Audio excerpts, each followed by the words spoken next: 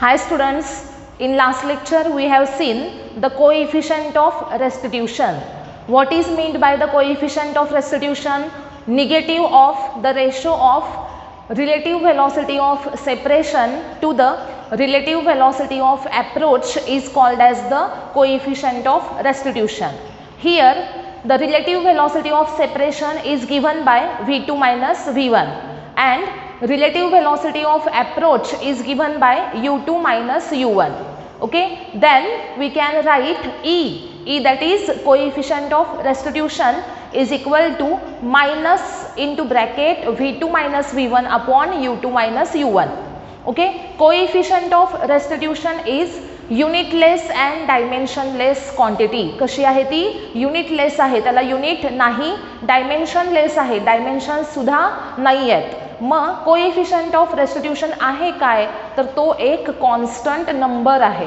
Constant number आहे coefficient of restitution आणि त्याची व्हॅल्यू जी आहे ती परफेक्टली इन इलास्टिक कोलिजन असेल तर त्या कोलिजनसाठी ई ची व्हॅल्यू 0 असते. इलास्टिक कोलिजन असेल तर त्याच्यासाठी ई ची व्हॅल्यू 1 असते. बघा, for elastic collision e equal to 1, for perfectly inelastic collision e equal to 0 and for inelastic collision E lies between 0 and 1.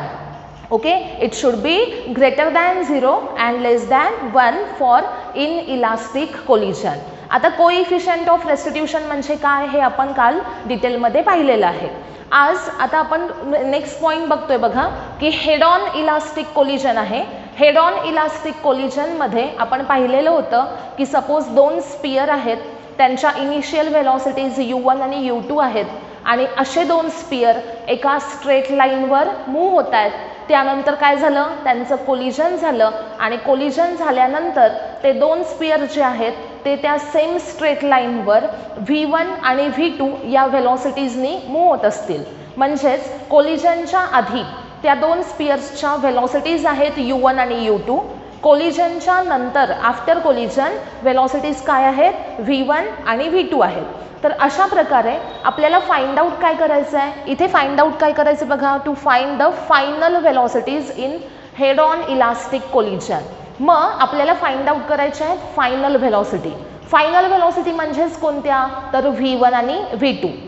ज्यावेळेस अशा प्रकारे दोन स्पियर कोलिजनच्या आधी स्ट्रेट लाईनवर मूव्ह होत आहेत, त्यानंतर त्यांचं कोलिजन त्या सेम स्ट्रेट लाईनवर झालं आणि कोलिजनच्या नंतर सुद्धा ते दोन स्पियर सपोज त्या स्ट्रेट लाईनवर पुढे कंटिन्यू मोशनमध्ये असतील v1 आणि v2 या व्हेलॉसिटीजनं, तर आफ्टर कोलिजन ज्या व्हेलॉसिटीज आहेत v1 आणि v2 त्या आपल्याला फाइंड आउट करायच्या आहेत. तर त्याच्यासाठी काय काय फॉर्म्युले आहेत हे आपल्याला बघायचे आहेत. हेड ऑन इलास्टिक कोलिजन हे सगळ्यांना माहिती आहे. हेड ऑन इलास्टिक कोलिजनचा अर्थ काय की the collision in which the two bodies move before and after along a straight line. Okay, before आणि आफ्टर कोलिजन दोन बॉडीज ह्या कशावर मूव्ह होतात? स्ट्रेट लाईनवर. अशा प्रकारच्या कोलिजनला आपण काय म्हणतो? Head on elastic collision. Okay, त्याच्यामध्ये आता फायनल व्हेलॉसिटीज फाइंड आउट करण्यासाठी आता काल बघा आपण इलास्टिक कोलिजनसाठी पाहिलं होतं. For elastic collision momentum as well as kinetic energy both are conserved. जर कोलिजन हे इलास्टिक कोलिजन असेल तर त्या कोलिजनमध्ये लिनियर मोमेंटम कन्झर्व होतं आणि त्याचप्रमाणे कायनेटिक एनर्जी सुद्धा कन्झर्व केली जाते. मग फर्स्ट आपण म्हणूयात according to conservation of linear momentum. According to conservation of linear momentum आपण काय म्हणू शकतो बघा? According to conservation of linear momentum we can say that m1 u1 plus m2 u2 is equal to m1 v1 plus m2 v2. According to the conservation of linear momentum आपण काय म्हणू शकतो की initial momentum of the system before collision is equal to final momentum of the system after collision. म्हणजे total सिस्टीमचं initial momentum आहे m1u1 plus m2u2 आणि total सिस्टीमचं final momentum आहे m1v1 plus m2v2. याच्यातून आपण m1च्या टर्म्स एका साईडला घेतल्या तर m1u1 minus m1v1 is equal to m2v2 minus m2u2 असं येईल. याच्यातून m1 कॉमन काढला तर u1 minus v1 is equal to m2 into bracket v2 minus u2. This is equation number 1. आता हे आहे इक्वेशन नंबर 1 आहे. आता आपण according to conservation of kinetic energy, according to the conservation of kinetic energy, नीट लक्ष द्या.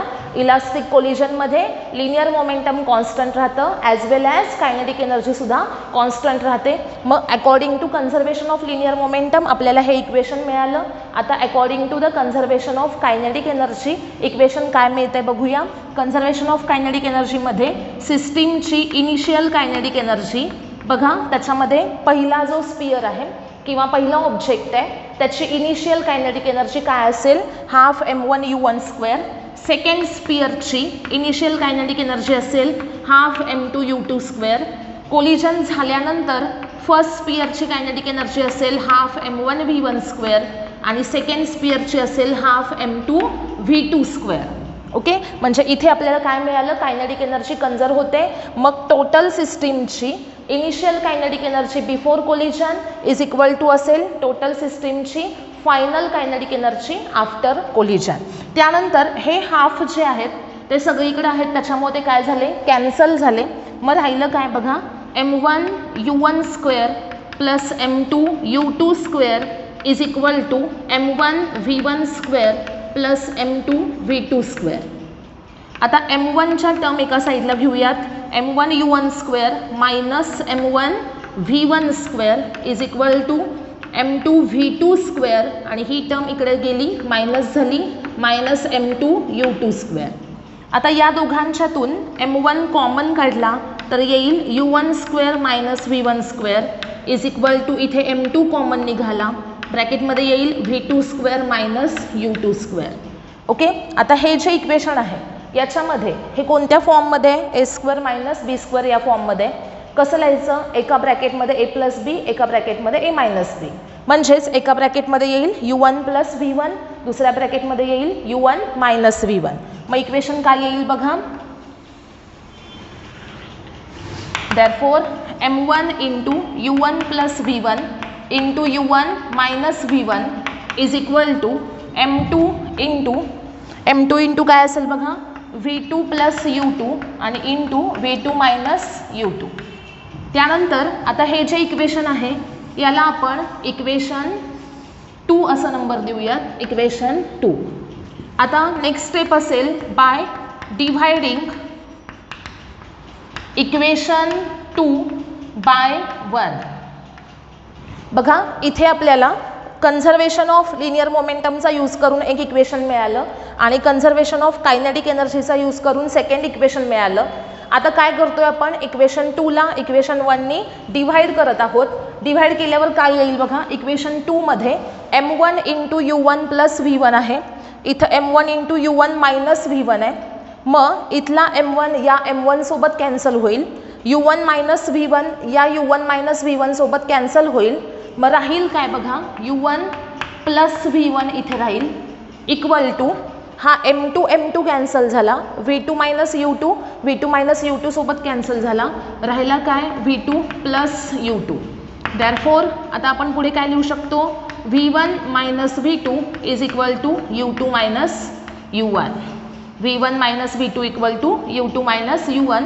दिस is equation number 3. आता टू फाइंड v1 पहिल्यांदा आपण काय करूयात, फर्स्ट स्टेप काय असेल आपली, टू फाइंड v1. काय फाइंड आउट करायचं आहे आपल्याला, v1 फाइंड आउट करायचं आहे. बघा हे इक्वेशन सगळ्यांना समजलं असेल, थर्ड इक्वेशनपर्यंत आपण आलो. काय मिळालं आपल्याला, v1 minus v2 equal to u2 minus u1 हे रिलेशन मिळालं. आता to find v1 find out करण्यासाठी काय करायचं आहे बघा आपल्याला, हे जे इक्वेशन आहे याच्यावरून V2ची व्हॅल्यू काढायची आणि ती V2ची व्हॅल्यू जी आहे ती इक्वेशन 1 मध्ये टाकायची. From equation 3 find out V2 and put this value of V2 in equation 1. Okay, आता to find V1 from equation 3 वरून V2 इज इक्वल टू काय असेल बघा, हा V2 मायनस आहे इथे, तो पलीकडे टाकला RHSला तर प्लस झाला. मग ह्या दोन टर्म्स ज्या आहेत त्या LHSला आणा, V2ला RHSला टाका आणि ह्या RHSच्या टर्म LHSला आणा. काय येईल बघा, V1 ही U2 इकडे आली, पॉझिटिव्ह टर्म आहे ती काय झाली निगेटिव्ह, मायनस U2, हा मायनस U1 काय होईल प्लस U1. बरोबर, म्हणजे V2 इक्वल टू काय आला, V1 minus U2 plus U1. आता हे जे आहे ह्याला आपण इक्वेशन नंबर 4 असं म्हणूयात. आणि आता आपल्याला नेक्स्ट स्टेपमध्ये काय करायचं आहे, तर V2ची ही जी व्हॅल्यू आहे ती आपल्याला टाकायची आहे इक्वेशन 1 मध्ये. ओके, तर आता नेक्स्ट स्टेपमध्ये आपण काय म्हणू शकतो, फ्रॉम इक्वेशन्स 1 अँड 4. बघा इक्वेशन्स कोणते घेतले आपण, हे इक्वेशन फर्स्ट आणि इक्वेशन 4. काय करायचं आपल्याला, ह्या इक्वेशन 1 मध्ये इक्वेशन 4ची V2ची व्हॅल्यू इथं टाकायची आहे. काय येईल बघा, मग M1 into U1 minus V1 M1 into U1 minus V1 equal to M2 into bracket V2ची व्हॅल्यू काय आहे बघा, V2 V1 minus U2 plus U1 आणि मायनस पुढे आहे इथला U2. काय काय केलं बघा आपण, M1 into U1 minus V1, बघा M1 into U1 minus V1 as it is लिहिला, M2 ॲज इट इज लिहिला, V2च्या जागी हा V2 टाकला, V1 minus U2 plus U1 आणि हा पुढचा minus U2 as it is लिहिला. आता पुढे काय करायचं, ब्रॅकेट स्प्लिट करायचं आहे आपल्याला, म्हणजेच या M1नी इथं आतमध्ये मल्टिप्लाय केलं, M1 U1 आला minus M1 V1 is equal to M2 V1 minus M2 U2 plus M2 U1 आणि मायनस M2 U2. बघा काय केलं आपण, M1नी ह्या दोन्ही टर्म्सला मल्टिप्लाय केलं आणि इकडे M2नी त्या प्रत्येक टर्मला मल्टिप्लाय केलं. आता सपोज इथं M1 आहे, आता आपल्याला फाइंड आउट काय करायचं आहे बघा, to find V1 find out करायचं आहे. त्याच्यामुळे आपण असं करूयात की V1च्या ज्या टर्म्स आहेत त्या RHSला टाकूयात आणि बाकीच्या ज्या सगळ्या टर्म्स आहेत त्या LHSला घेऊयात. बघा मग इथं M1 U1 येईल, हा M1 U1 as it is येईल, हा V1 आपल्याला RHSला टाकायचा आहे, मग हा V1 आणि V1 इथं एकत्र येईल, हा मायनस M2 U2 इकडे आणा, काय येईल plus M2 U2 plus M2 U1 आहे तो मायनस M2 U1 झाला, हा मायनस M2 U2 आहे तो प्लस M2 U2 झाला, इज इक्वल टू हा M2 V1 as it is लिहिला आणि हा मायनस M1 V1 जो आहे तो इकडे प्लस M1 V1 झाला. ओके, काय केलं आपण, तर V1च्या टर्म्स ज्या आहेत त्या RHSला घेतल्या आणि बाकी रिमेनिंग सगळं कुठे घेतलं, LHSला घेतलेलं आहे.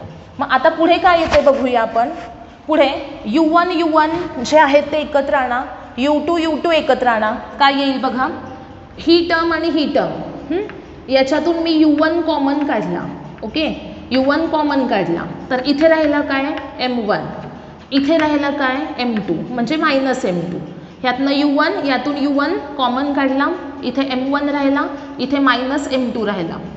आता इथे plus M2 U2 plus M2 U2 किती झाले 2M2 इंटू काय आला U2, 2M2 U2 equal to ह्यातून V1 कॉमन काढा, V1 कॉमन काढल्यानंतर ब्रॅकेटमध्ये काय राहिला M1 प्लस M2.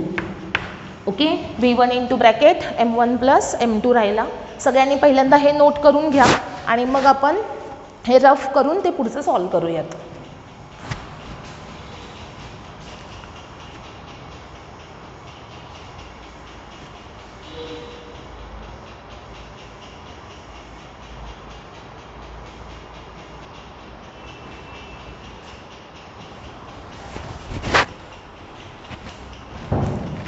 झाला असेल आता पुढे बघूया आपण ते इक्वेशन पुढे कसं सॉल्व करायचं बघूयात. बघा आता इथे u1 into m1 minus m2 plus 2m2 into u2 equal to काय आहे v1 into m1 plus m2. आता आपल्याला v1 इक्वल टू काय आहे पाहिजे. v1 सपोज मी लिहिला तर v1च्या सोबत जो आहे m1 प्लस m2 त्यांना इकडे काय केलं पाहिजे डिव्हाइड केलं पाहिजे. म्हणजे u1 इंटू ब्रॅकेट काय येणार m1 minus m2 upon m1 plus m2 आणि प्लस पुढे काय येणार 2m2 upon m1 plus m2 आणि इंटू काय असणार u2. बघा काय केलं आपण टोटल इक्वेशनला m1 प्लस m2 न डिव्हाइड केलं तर इथे v1 आला. त्यानंतर ते m1 मायनस m2 जे आहे त्याला m1 प्लस m2 डिव्हाइड झाला इंटू u1 प्लस तो 2m2 जो आहे त्याला m1 प्लस m2 ने डिव्हाइड केलं इंटू काय असेल u2. So we can write v1 as m1 minus m2 upon m1 plus m2 into u1 plus 2m2 upon m1 plus m2 into u2. Okay this is the final velocity of the first object in head on elastic collision. Head on elastic कोलिजनमध्ये तुम्हाला final velocity काढायची आहे कोणाची first ऑब्जेक्टची. तर त्याचा formula काय आहे बघा m1 minus m2 upon m1 plus m2 into u1 plus 2m2 upon m1 plus m2 into u2. Okay त्यानंतर आता आपल्याला फाइंड आउट करायची आहे v2.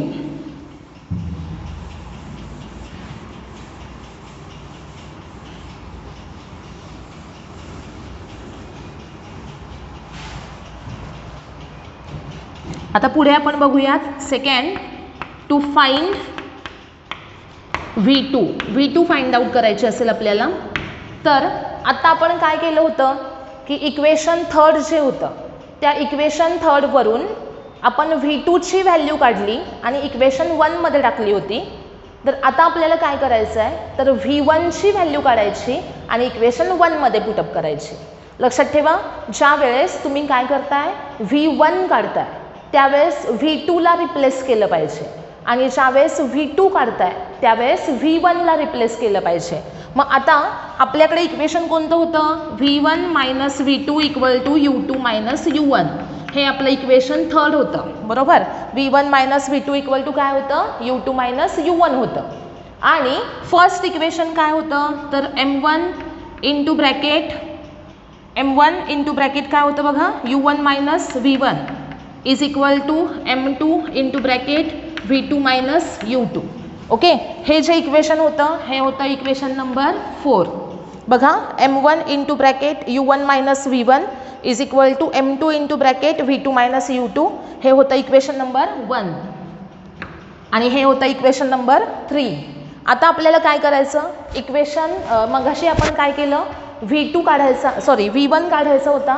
तर v1 फाइंड आउट करण्यासाठी या इक्वेशनवरून v2 काढला आणि तो या इक्वेशनमध्ये पुटअप केला होता.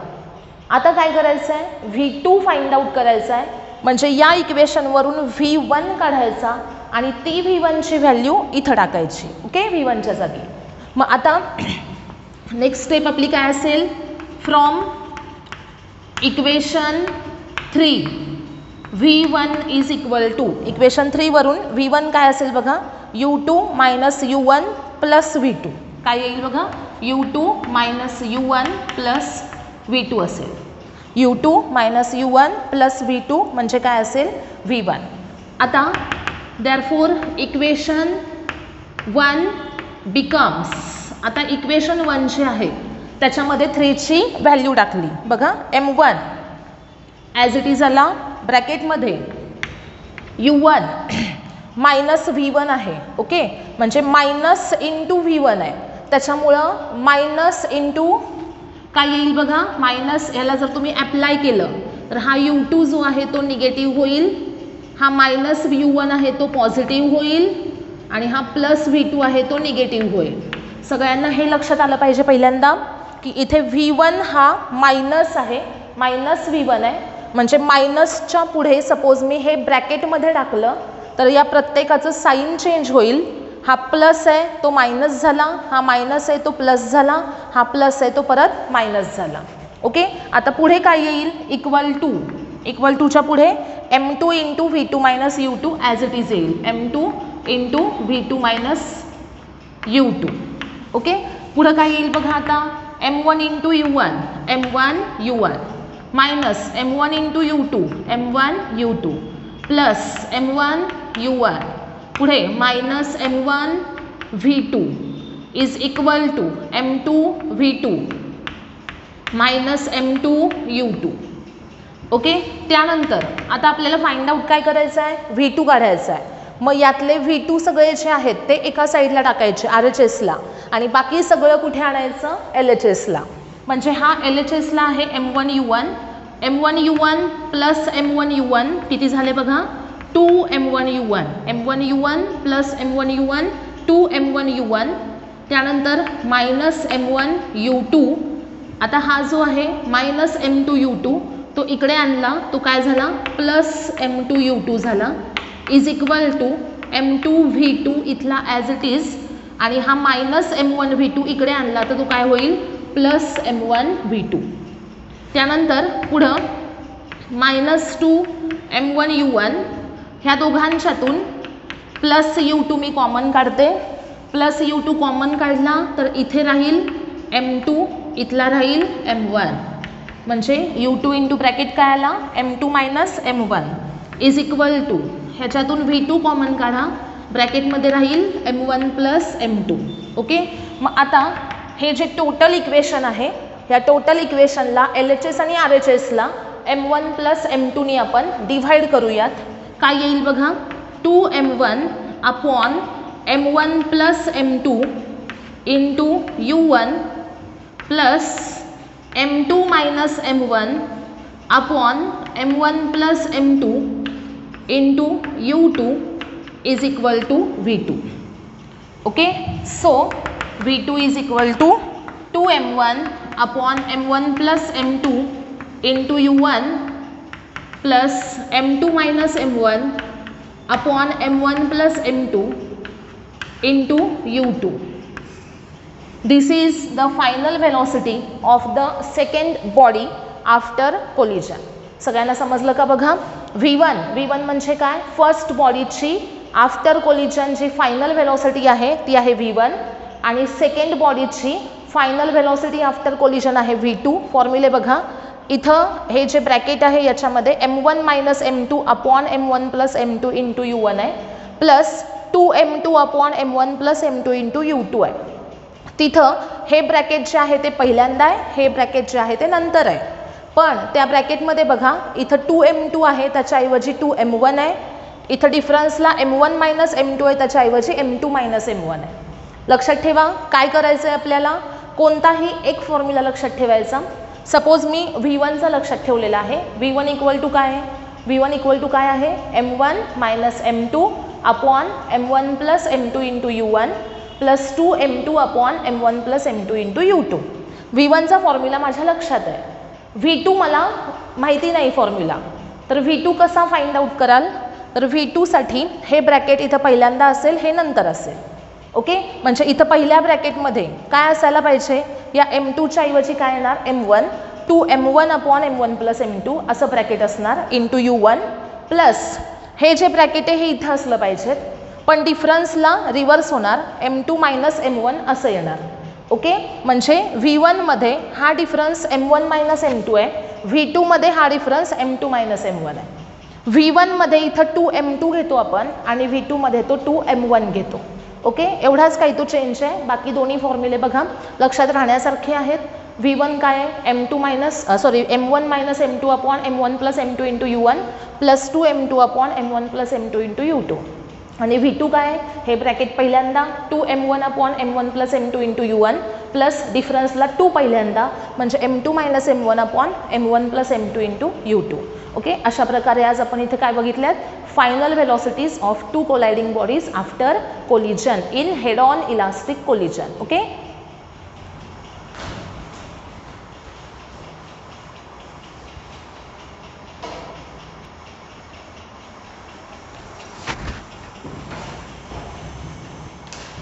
तर आता याच्यामध्ये आपण फायनल व्हेलॉसिटी ज्या बघितल्या त्याच्यामध्ये काही आपण डिफरंट केसेस बघणार आहोत. त्या डिफरंट केसेसमध्ये फर्स्ट केस आहे बघा, if m1 is equal to m2. m1 आणि m2 म्हणजे दोन कोलायडिंग बॉडीज आहेत, त्यांचे मासेस जे आहेत m1 आणि m2 ते सेम आहेत. तर त्या केसमध्ये फायनल व्हेलॉसिटीज काय असतील हे आपल्याला बघायचं आहे. बघा आपला फॉर्म्युला v1चा काय होता, v1 is equal to m1 minus m2 upon m1 plus m2 into काय आहे u1 plus 2m2 upon m1 plus m2 into काय आहे u2. ओके, मग आता या फॉर्म्युल्यामध्ये मी m1 इक्वल टू m2 टाकलं तर काय येईल बघा, m1 m2 इक्वल आहे, त्याचा अर्थ हा डिफरन्स किती आला 0. ओके, त्यानंतर हा 2m2 upon m1 plus m2, m1 आणि m2 सेम आहेत. मग आता m1 equal to m2 equal to मी जर m घेतला m तर काय येईल बघा, m1 मायनस m2 हा डिफरन्स 0 आला, त्याच्यामुळे हे टोटल टर्म आपल्याला 0 मिळाली. त्यानंतर पुढे काय होईल बघा, 2m2 upon m1 plus m2 आहे, त्या m2 आणि m1च्या जागी आपण m टाकला तर काय येईल 2m, इथे येईल m प्लस m इंटू काय असेल u2. पुढे बघा काय येईल 2m upon m plus m that is 2m into u2, म्हणजेच आन्सर आपल्याला काय मिळेल u2. 2m काय झाला, कॅन्सल झाला आणि मग फायनल आन्सर आपल्याला काय मिळालं u2 असं मिळालं. आणि हे u2 आन्सर कुणाचं मिळालं, v1चं. So v1 is equal to काय असेल u2 असेल, v1 इक्वल टू u2.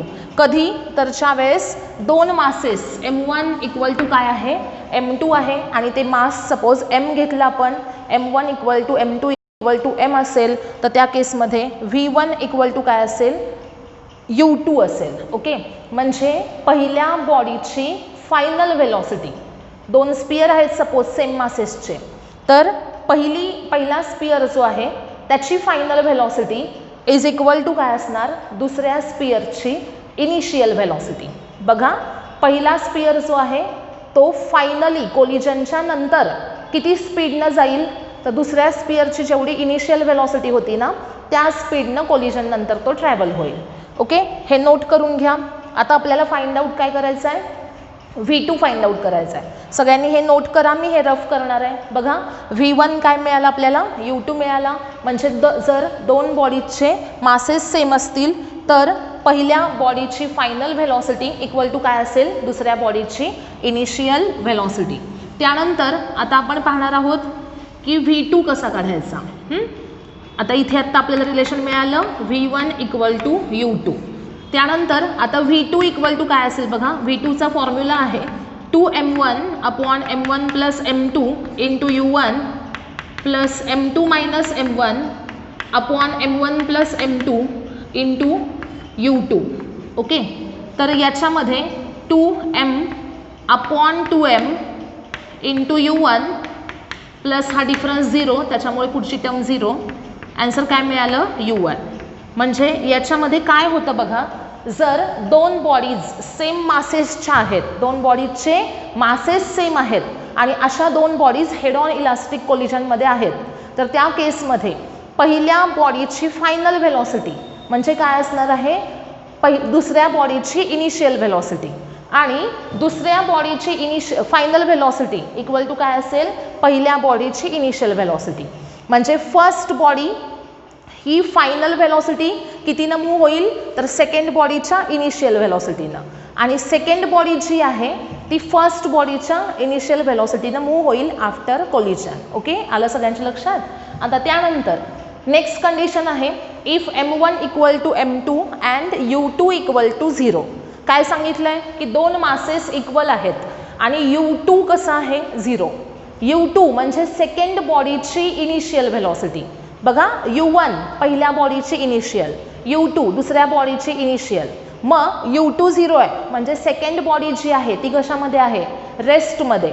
मग असं आपण म्हणूयात की इथं एक स्पियर आहे, हा स्पियर जो आहे हा इकडे चालला आहे u1 या व्हेलॉसिटीनं आणि इथं u2 0 आहे, म्हणजे हा जो स्पियर आहे तो स्टेबल आहे, थांबलेला आहे एका जागी आणि त्याची व्हेलॉसिटी किती आहे 0 आहे. हा स्टेबल आहे आणि हा ह्याला जाऊन काय होणार आहे, कोलाइड होणार आहे आणि दोघांचे मासेस m1 आणि m2 काय असतील, सेम असतील.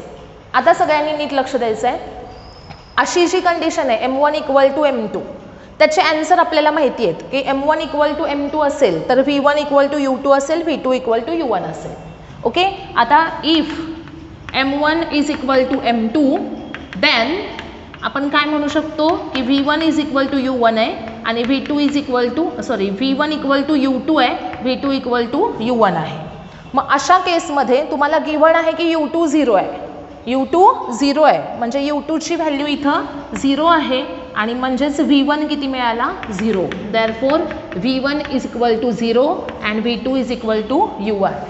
कळलं का बघा सगळ्यांना की दोन बॉडीज मासेस सेम आहेत आणि सेकंड बॉडी रेस्टमध्ये, फर्स्ट बॉडी U1 या स्पीडनं चालली आहे. तर या केसमध्ये V2 म्हणजे सेकंड बॉडी, ही सेकंड बॉडी किती स्पीडनं मूव्ह होईल ह्या बॉडीच्या इनिशियल व्हेलॉसिटीनं आणि V1 इक्वल टू किती असणार 0 म्हणजे हा याला जाऊन धडकणार आणि याची फायनल व्हेलॉसिटी फर्स्ट बॉडीची किती होणार 0.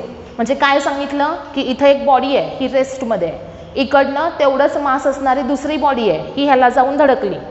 धडकल्यानंतर हा फर्स्ट ऑब्जेक्ट जो कोलाइड झाला तो रेस्टमध्ये जाणार, तो एका जागी थांबणार आणि ह्याची जी व्हेलॉसिटी होती ती व्हेलॉसिटी ह्या रेस्टमध्ये असणाऱ्या ऑब्जेक्टला मिळणार आणि मग हा पुढे जाणार. आलं लक्षात? ही कंडिशन कशी आहे, दोन सेम मासेस असणारे ऑब्जेक्ट आहेत, हा रेस्टमध्ये आहे, हा इकडनं गेला, याला कोलाइड झाला आणि हा रेस्टमध्ये गेला. पहिला ऑब्जेक्ट रेस्टमध्ये गेला आणि दुसरा ऑब्जेक्ट पहिल्याच्या इनिशियल व्हेलॉसिटीने पुढे गेला. ओके, अशी ही केस आहे. ओके, याच्यामध्ये आपण काय बघितलं, M1 इक्वल टू M2 आहे आणि U2 इक्वल टू 0 आहे.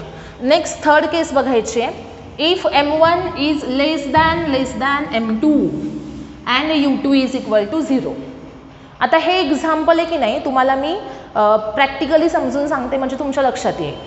M1 कसा हे सांगितलं आहे खूप लहान आहे कोणापेक्षा, M2 पेक्षा, म्हणजे सेकंड मास खूप लार्ज आहे आणि फर्स्ट मास जे आहे ते खूप कमी आहे आणि सेकंड मास जे आहे त्याची इनिशियल व्हेलॉसिटी 0 आहे. ओके, तर याच्यामध्ये मी इथे समजून सांगते बघा तुम्हाला एक्झाम्पल. इथे आहे एखादी वॉल आणि तिचं मास आहे M2 आणि इथं बॉल आहे त्याचं मास आहे M1. ओके, आणि M1 आणि हे इथं आपण काय म्हणूया की याची U2 0 आहे. म्हणजे बॉल आणि वॉल असे दोन ऑब्जेक्ट घेतले आपण. बॉल जो आहे त्याचं मास आहे M1 आणि वॉल जी आहे तिचं मास आहे M2. वॉल मास M2 आहे म्हणजे वॉलचं मास खूप जास्त आहे. वॉलचं मास कसं आहे, खूप जास्त आहे कोणापेक्षा, बॉलपेक्षा. म्हणून आपण काय लिहिलं की M2 is greater than M1, very large than M1. Wall move होणार आहे का, नाही. वॉल कशी आहे, रेस्टमध्ये, म्हणजे U2 ह्या सेकंड ऑब्जेक्टची इनिशियल व्हेलॉसिटी किती आहे, 0 आहे आणि फर्स्ट ऑब्जेक्ट किती इनिशियल व्हेलॉसिटीनं चालला आहे, U1 या इनिशियल व्हेलॉसिटीनं चालला आहे. काय होईल बघा, बॉल आहे मास M1चा, U1 व्हेलॉसिटीनं मी वॉलकडे टाकला तर तो वॉलसोबत काय होईल, कोलाइड होईल, वॉलवर जाऊन धडकेल आणि ज्या स्पीडनं गेला होता त्या स्पीडनं तो रिटर्न फिरेल. बघा, इथून बॉल वॉलवर जाईल, वॉलसोबत कोलाइड होईल आणि ज्या स्पीडनं गेला त्या स्पीडनं तो रिटर्न आला.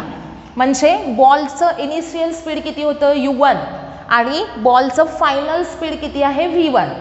आणि आपण असं सांगू शकतो की V1 इक्वल टू -U1. बरोबर. V1 म्हणजे काय, हा जो बॉल आहे या वॉलसोबत कोलाइड झाला त्याची फायनल व्हेलॉसिटी आफ्टर कोलिजन ती आहे V1 इज इक्वल टू काय लिहिलंय मी, -U1. म्हणजे कशी आहे की सपोज जाताना बॉल गेला 5 मीटर पर सेकंडने, येताना तो 5 मीटर पर सेकंडनीच आला, फक्त इथे साईन निगेटिव्ह आहे. याचा अर्थ काय की निगेटिव्ह साईन डायरेक्शन दाखवते. म्हणजे जाताना 5 मीटर पर सेकंडने गेला, येताना 5 मीटर पर सेकंडनीच आला, फक्त डायरेक्शन काय झाली, रिव्हर्स झाली आणि म्हणून साईन काय आलं, निगेटिव्ह. मग इथे आपण काय म्हणू शकतो की बॉलची फायनल व्हेलॉसिटी ही इनिशियल व्हेलॉसिटी एवढीच आहे, फक्त डायरेक्शन कशी आहे, अपोजिट. ज्या स्पीडनं बॉल जाईल त्या स्पीडनं तो परत रिटर्न फिरेल. ओके, आणि वॉलचं काय होणार, बॉल सपोज वॉलवर फेकला, वॉल पहिल्यांदा रेस्टमध्ये आहे, स्टेबल आहे, वॉल आणि बॉल यांचं कोलिजन झालं तर वॉल हलेल का, मूव्ह होईल का, नाही. म्हणजे वॉल आता सुद्धा परत कशी असणार आहे, कोलिजनच्या नंतर रेस्टमध्येच असणार आहे. म्हणजे कोलिजनच्या आधी ती रेस्टमध्ये होती, कोलिजन झाल्यावर सुद्धा रेस्टमध्ये आहे, म्हणजे V2 किती असणार आहे, 0. मग आपल्याला दोन रिलेशन मिळाले की V1 इक्वल टू -U1 आणि V2 equal to 0. Okay, 3 cases नीट लक्षात ठेवायच्या. फर्स्ट केस काय आहे, M1 आणि M2 दोन मासेस सेम आहेत, तर V2 equal to U1, V1 equal to U2 असेल. त्यानंतर M1 M2 सेम आहे, तर U2 0 आहे, तर त्या केसमध्ये V2 इक्वल टू U1 आणि V1 इक्वल टू 0 असेल. म्हणजे सेकंड बॉडी रेस्टमध्ये फर्स्ट बॉडी याला कोलाईड झाली तर फर्स्ट रेस्टमध्ये जाणार आणि सेकंड फर्स्टच्या स्पीडनं पुढे जाणार. ओके, त्यानंतर जर फर्स्ट मास खूप लहान आहे, सेकंड मास खूप लार्ज आहे आणि सेकंड मास रेस्टमध्ये आहे, तर अशा केसमध्ये सेकंड मास कोलिजन नंतर सुद्धा रेस्टमध्ये राहील आणि फर्स्ट जे मास आहे ते रिटर्न फिरेल त्या स्पीडनं. बरोबर, म्हणजे V1 इक्वल टू असेल -U1 आणि V2 इक्वल टू किती असेल, 0 असेल. ओके, तर आज आपण काय पाहिलं, फायनल व्हेलॉसिटीजचे फॉर्म्युले बघितले हेड ऑन इलास्टिक कोलिजनमधले, आणि आणखीन काय पाहिलं तर डिफरंट केसेस बघितलेले आहेत की फायनल व्हेलॉसिटीज डिफरंट केसेसमध्ये काय काय असू शकतात. ओके.